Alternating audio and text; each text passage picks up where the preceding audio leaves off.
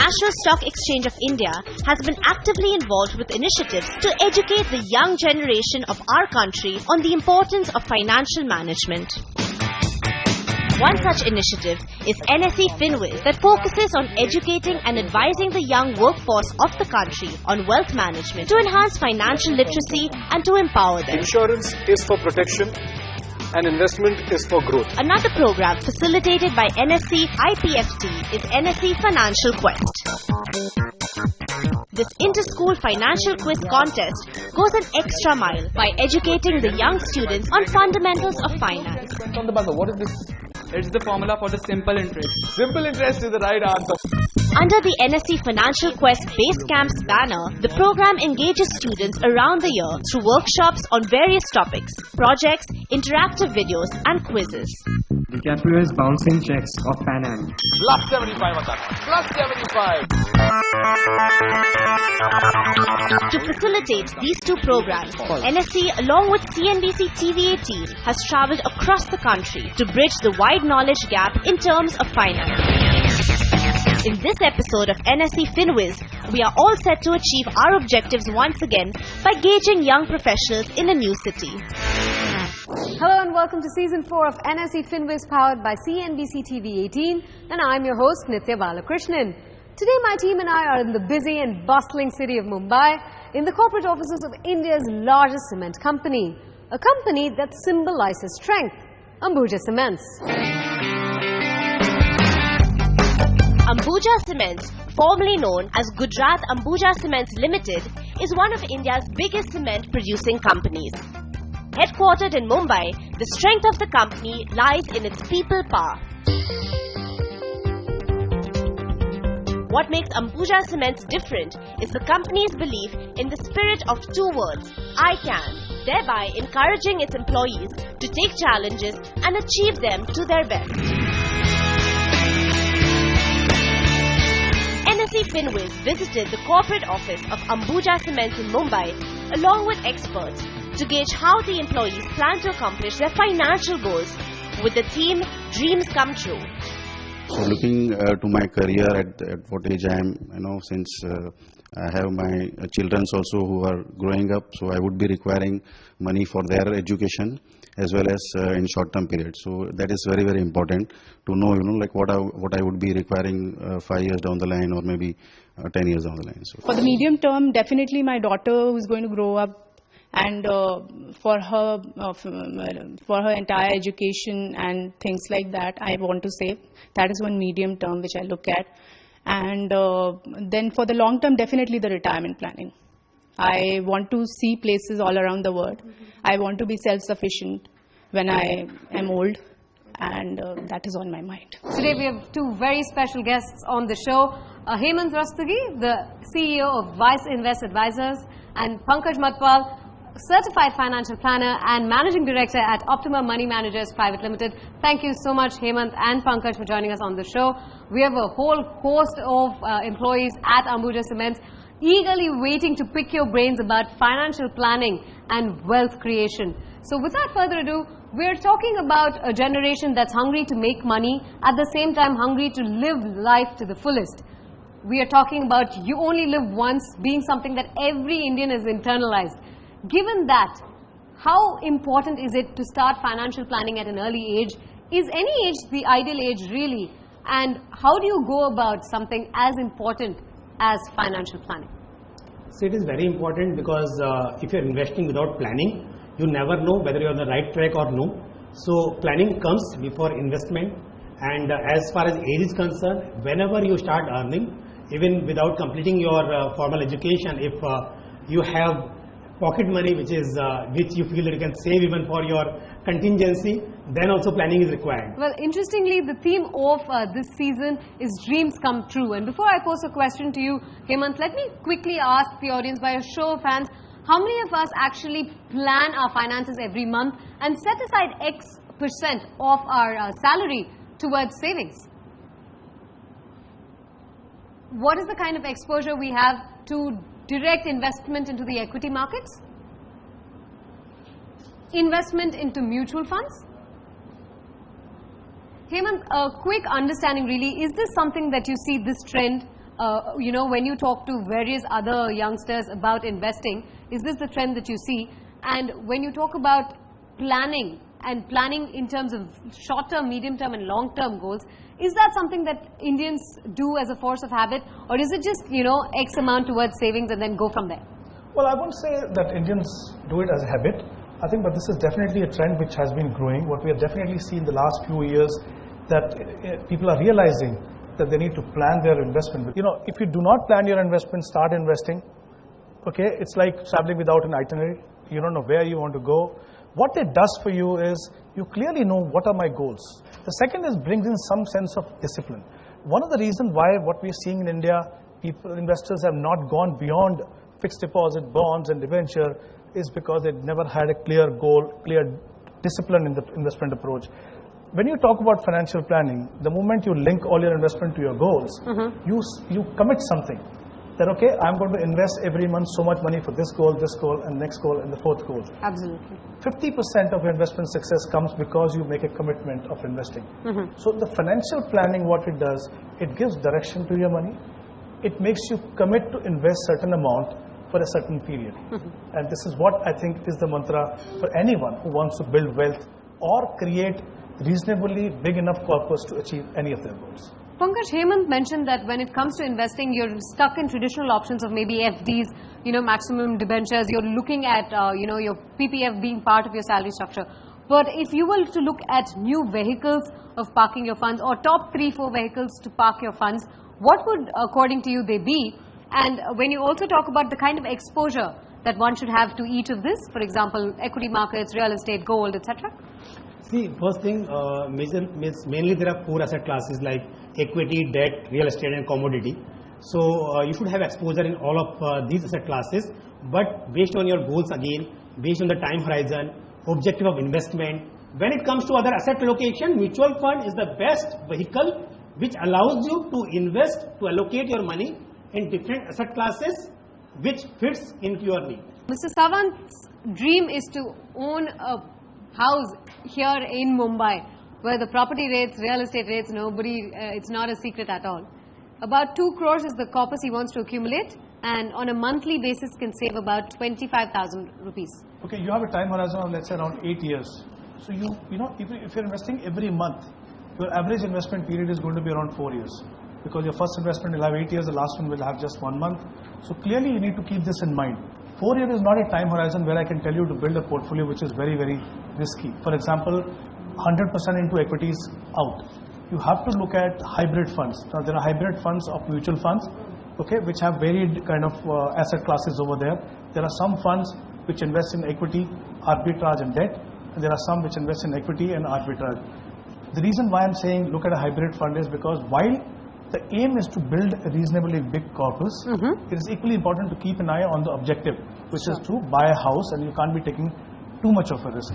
Okay, so clearly it's very evident that you will not be able to build a corpus of 2 crore with the kind of saving that you're doing right now. There is going to be a gap, so you will have to necessarily consider taking a housing loan. Now, when you do that, my advice always is not to look at one individual goal. That's where the holistic financial planning comes into the play. Sure. If I keep an eye on one goal, while you're trying to achieve that, on the way there are different goals. It may be children's education, it may be their marriage or some other goals. We may find some time to go out for vacation. Correct. Now, we need to keep an eye on that. So, the mistake that we make is when we look at only one goal is we sometimes overcommit. So, it should not happen that we are ignoring other goals. I'm going back to what I said earlier. Housing is definitely an important goal, but it should not be done at the cost of other goals. Okay, before we step into a quick break, Kamakshi Lodha, who's a company secretary at the Secretariat Department here, wants to accumulate about 5 to 10 crores and on a monthly basis can save up to 5,000 rupees. But the interesting thing is the time horizon given by Kamakshi is about 40 to 50 years. So, I would like you to address this particular query, Hemant, and also talk to us about new age technology-linked investment option for something like this, and not just when you talk about the traditional forms of investment. Since you have a long-term horizon, invest in well-diversified equity funds. As I mentioned to you earlier, equity as an asset class is risky. You don't have to necessarily make your portfolio risky by going into some very aggressive sectoral fund and thematic fund okay, or the flavor of the month kind of fund, where you see they are doing fantastically well when the markets are doing well. True. Go for a well-diversified equity fund. The advantage is that even if you're putting 5,000 or 10,000 rupees a month, your money goes into different sectors, different companies. The money is managed by a professional fund manager who's backed by a strong research team. He's aware of what is happening in India, abroad, how those events are going to impact your performance. So trust a good fund manager, or maybe a couple of good fund managers. Have exposure to all the segments of the market. But the bias has to be towards large cap companies, which are larger companies, and maybe some rule could be 60% goes into large cap, 40% goes into mid cap and small. Build a portfolio like that, and also make one more commitment to yourself that as you go along, as your salary increases, you need to commit more money. More money. Don't start with 5,000 and end with 5,000. If you follow these rules, there is no reason why you cannot achieve the corpus that you want to achieve. Thank you, Hemant. And on that note, it's time to slip into a quick breather right here on NSE FinWiz. But stay tuned, a whole host of tips on how to secure your financial security in the senior years on the other side of this short break.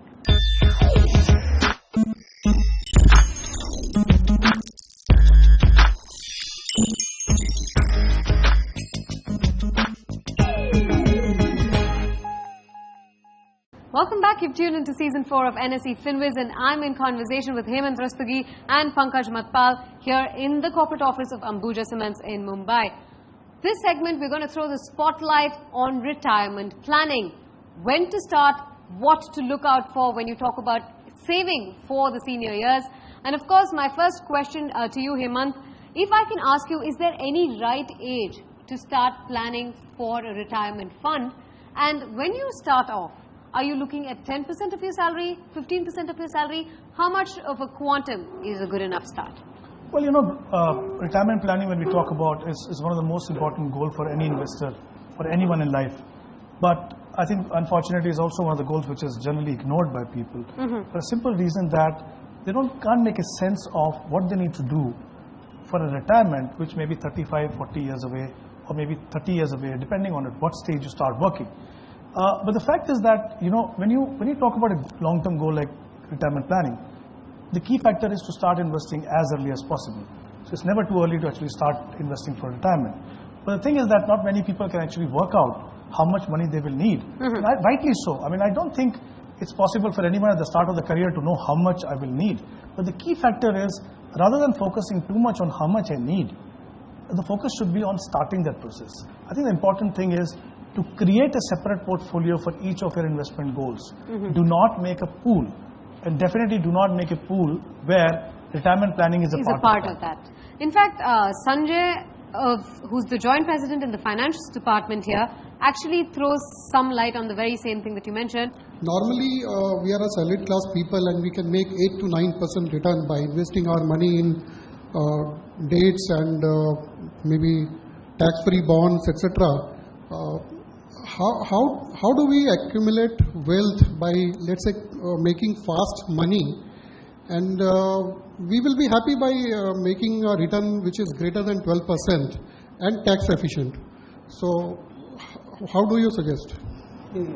Historically, equity has always delivered better return compared to any other asset class. So equity has potential to deliver the kind of returns you are expecting. But more than the fastest, I'll say that in long term. So if your time horizon is longer, then definitely you invest in equity directly or through equity mutual fund. But equity has potential to deliver higher returns, and 12-13%, what you are expecting is not a really big deal if your time horizon is longer. So the word coming in from our experts here is plan for your retirement fund over and above the savings that you set aside as investment every month, and that go ahead with a corpus in mind and work backwards when you talk about which schemes to pick when you plan for your retirement saving. A whole host of personal finance queries on the other side, but right now, a short break right here on NSE FinWiz. Stay tuned.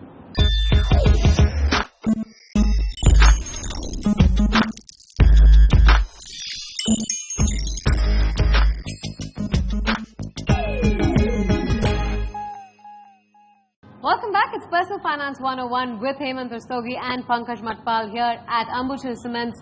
corporate office in Bombay. Let's quickly throw open the questions to the audience. What are the selection parameters to select the correct mutual fund?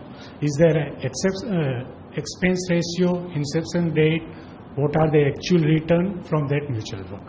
Pankaj, if you can have you answer that question. See, when you want to compare mutual funds, first you have to see you are comparing with the right category. There are different categories of mutual fund like equity, debt, gold, hybrid. Within equity also you have different benchmarks. Every scheme should be compared with this benchmark. For example, Nifty 50 is a benchmark. So if a scheme is following Nifty 50, you have to see that a scheme has been able to deliver higher return than its benchmark consistently. That is important, because if suppose markets are not performing, markets have delivered 4% return in last 1 year, for example, and your scheme has given 8% return, it should be considered good. But if market has delivered 20% in last 1 year and your scheme has given 15%, that is not good. But sometimes what happens, in the absence of this understanding, people feel that 15% return I got in last 1 year in this scheme, it is good enough, because you start comparing with your fixed deposit.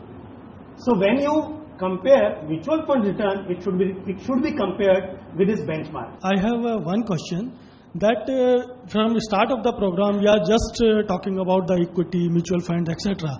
What you are thinking about the investment in real estate? Because most of the people here in the Mumbai, and Mumbai the real estate is the best choice for the investment, and last couple of years we are seeing that Mumbai real estate gives a higher to higher returns with the equity or other saving schemes. So I agree with you that, when we look at real estate, we buy something and hold it for 20 years, 15 years, we don't sell it. And when we look at money that we have made, let's say we bought something for 15 lakh and we sold it for 50, 60 lakhs, we said, wow, we made actually great return. We never look at annualized return. Okay? You need to look at annualized return. The second is also look at what are you losing in the bargain. You are compromising on liquidity. Imagine if you as an investor have certain goals for your children education, marriage, taking family out, or other goals, and you have committed yourself that you're investing a significant part of your money in this house. You require money after 7 years. Okay, the house is worth 50 lakh. You require only 10 lakh rupees. What do? You can't sell a room and take that 10 lakh and keep the rest of it. You will compromise on liquidity. Okay. Third is, there are also times where you will not be able to sell this real estate.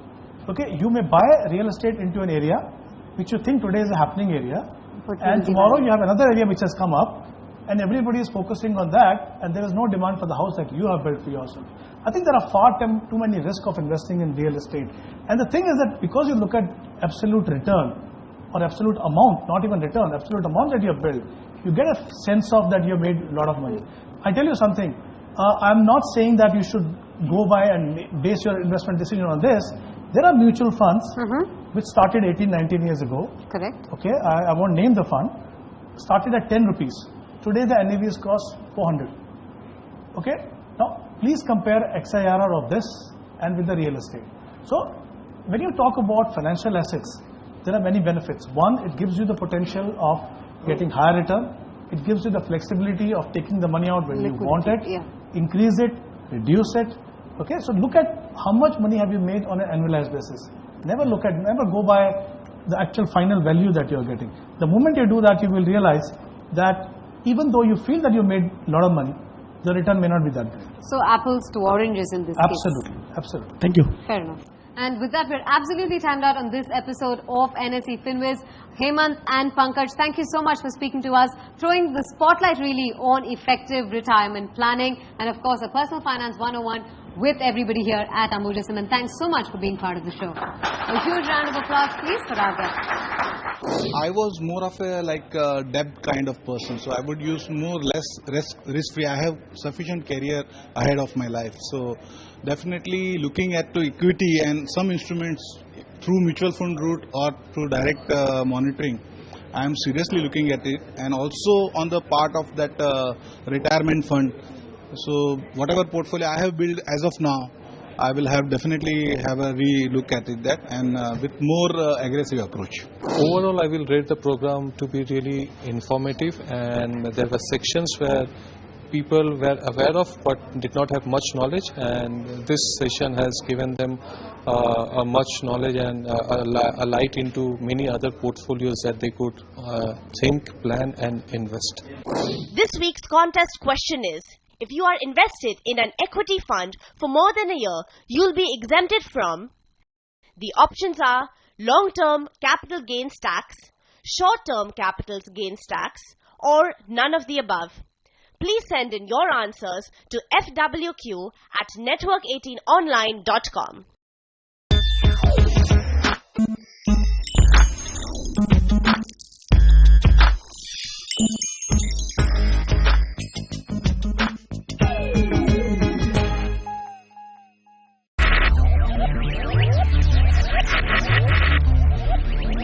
Focus, ideate, innovate, enable.